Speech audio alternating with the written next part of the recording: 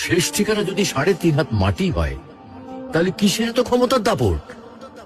ভোর 5টায় মৃত্যু, সকাল 6টায় জানিয়ে দেওয়া হবে মাইকে, 8টায় শেষ গোসল করানো হবে, 9টায় তোমাকে নতুন কাপড়ে সাজানো হবে, জোহরের নামাজের পরে তোমার আলিশান বাড়ি থেকে বের করে নিয়ে যাওয়া হবে, 2টায় তোমার জানাজার নামাজ পড়ানো হবে, 2:30টায় তোমাকে কবরে নামিয়ে ফেলা হবে। মাটি দেওয়া শেষ হয়ে গেলে কেউ তোমার জন্য দোয়া করবে, আর কেউ চলেও আসবে। এই তো জীবনের শেষ আয়োজন।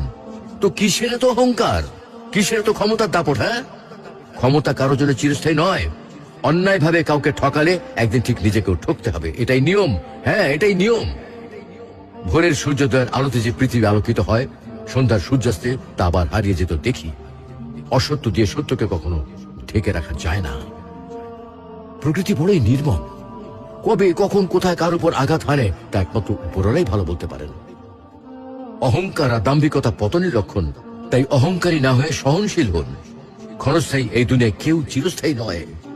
এজন্য ভুলে যেতে হবে সব রঙিন স্বপ্ন, ফিরে আসতে হবে রবের দিকে, কারণ শেষ ঠিকানা তো সেই 3.5 হাত মাটি।